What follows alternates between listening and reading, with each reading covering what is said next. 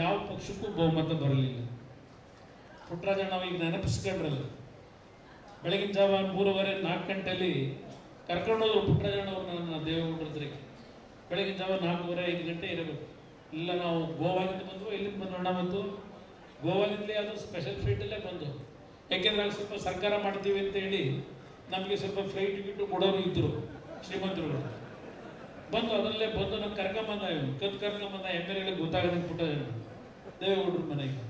ಅವತ್ತು ದೊಡ್ಡವರು ಕೂರಿಸ್ಕೊಂಡು ನನಗೆ ಹೇಳಿದ್ರು, ನೋಡಪ್ಪ ನೀನು ಕಲಿಯುಗದ ರಾಮ ಆಗಬೇಡ, ದಶರಥ ರಾಮ ಆಗು ಅಂತ ಭಾಳ ಹೇಳಿದ್ರು. ಹಳೆ ಕಥೆಗಳನ್ನೆಲ್ಲ ಹೇಳಿದ್ರು ದೊಡ್ಡವರು. ನಾವು ಕೇಳಿಸ್ಕೊಂಡು ನಾವು ಕಣ್ಣಲ್ಲಿ ನೀರಾಗ್ತೀವಿ, ನಮ್ಮ ತಾಯಿನೂ ಕಣ್ಣಲ್ಲಿ ನೀರಾಗ್ತಾರೆ. ಅದೆಲ್ಲ ಒಂದು ಇತಿಹಾಸ ಇದೆ.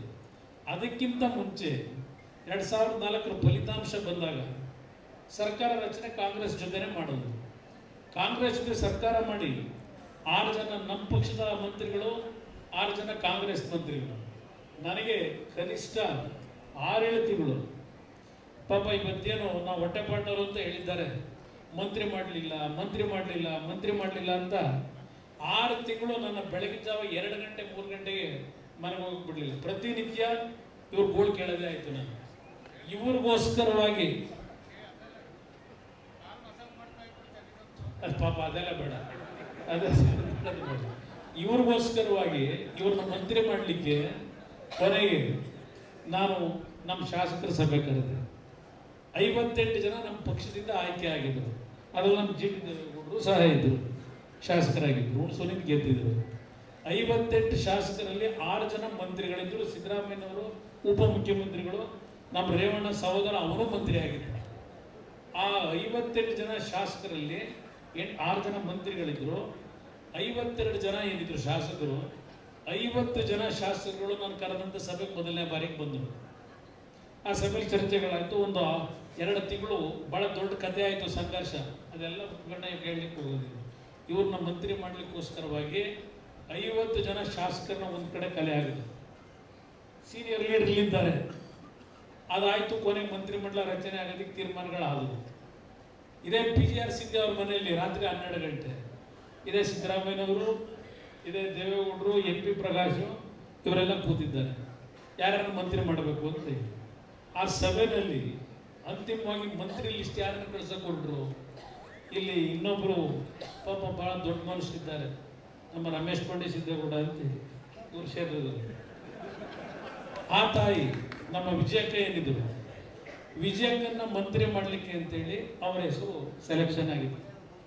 ಮಂಡ್ಯದಿಂದ ಶ್ರೀರಂಗಪಟ್ಟಣದಲ್ಲಿ ಯಾವತ್ತೇನು ವಿಜಯಕ್ಕ ಅವ್ರಿಗೆ ಗೆದ್ದಿದ್ರು, ಅವ್ರನ್ನ ಮಂತ್ರಿ ಮಾಡಲಿಕ್ಕೆ ಹೆಸರು ರೆಕಮೆಂಡ್ ಮಾಡಕ್ಕೆ ಹೊರಟಿದ್ರು. ನಾನು ಎಲ್ಲ ನಮ್ಮ ಸೀನಿಯರ್ ಲೀಡರ್ಗಳಿಗೆ ಈ ಸರ್ಕಾರ ಕಾಂಗ್ರೆಸ್ ಜೊತೆ ಎಷ್ಟು ದಿವಸ ಇರುತ್ತೋ ಗೊತ್ತಿಲ್ಲ ನಮಗೆ, ಮತ್ತು ನಾವು ಚುನಾವಣೆಗೆ ಹೋಗೋದಕ್ಕೆ ಸ್ವಲ್ಪ ಕೆಲಸ ಮಾಡೋ ಅಂಥವ್ರನ್ನ ಮಂತ್ರಿ ಮಾಡ್ಕೊಳ್ಳೋದೇ ಇದ್ರೆ ಉಪಯೋಗ ಏನಾಗುತ್ತೆ ಅಂತ ಹೇಳಿ ಅವತ್ತು ವಿಜಯಕ್ಕ ಅವ್ರ ಹೆಸರಿದ್ದನ್ನು ಹೊಡೆಸಾಕ್ದನ್ನು ನಾನೇ. ಇಲ್ಲಿ ಪಕ್ಕದಲ್ಲಿ ಪುಟ್ಟಣ್ಣ ಕೂತವಲ್ಲಿ ಈಗ ಅವನು ನನ್ನ ಬೈತಾನೆ, ಅವನೇ ಕೂತ್ಕೊಂಡು ಅವತ್ತು ಚಲುವರಾಯಸ್ವಾಮಿ ಮಂತ್ರಿ ಮಾಡಿ ಅಂತ ಹೇಳಿದ. ಅವನೇ ಅವತ್ತು ಹೇಳಿದ ಚಲುವರಾಯಸ್ವಾಮಿ ಮಂತ್ರಿ ಮಾಡಬೇಕು ಅಂತ. ಇದು ನಡೆದಂಥ ಕಥೆ. ಇದು ಅವ್ರು ಮಂತ್ರಿ ಆದರು. ಅವತ್ತು ಆಗಿದ್ದು ಮಂತ್ರಿ ಪದವಿ ಯಾಕೆ ಸಿಕ್ತು ಅನ್ನೋದನ್ನ ನಿಮ್ಮ ಗಮನಕ್ಕೆ ತರ್ತಾ ಇದ್ದೆ. ನಾನು ಮಾಡಿದೆ ಅಂತ ಹೇಳಲ್ಲ, ನಮ್ಮ ಶಾಸಕರುಗಳು ಅವತ್ತು ಅವ್ರನ್ನ ಮಂತ್ರಿ ಮಾಡ್ಲಿಕ್ಕೆ ಹೋದಾಗ ಇವತ್ತು ಚನ್ನಗಪ್ಪನವ್ರು ನಮ್ಮ ಜೊತೆಲಿಲ್ಲ ತೀರ್ಕೊಂಡು ಹೋಗಿದ್ದಾರೆ. ಅವರು ಇವರಿಬ್ಬರದೇ ನನಗೆ ದೊಡ್ಡ ಹಿಂಸೆ ಇದ್ದಿದ್ದಾಗ ಮಂತ್ರಿ ಮಾಡಲಿಲ್ಲ. ಅದು ಭಾಳ ಇತಿಹಾಸ ಇದೆ. ಆದರೆ ಅವತ್ತು ನಾವು ಆ ತೀರ್ಮಾನ ಮಾಡ್ಬೇಕಾದ್ರೆ ಇವ್ರಿಗೋಸ್ಕರವಾಗಿ ಇವರೆಲ್ಲ ಸಹಕಾರ ಕೊಟ್ಟರು. ಇವರೆಲ್ಲರೂ ಸಹಕಾರ ಕೊಟ್ಟರು, ಮಂತ್ರಿಗಳಾದರು. ಮತ್ತೆ ಮುಂದೆ ಸರ್ಕಾರ ಬದಲಾವಣೆ ಮಾಡಬೇಕು, ನಿಮ್ಗೆ ಯಾರಿಗೂ ಗೊತ್ತಿಲ್ಲ.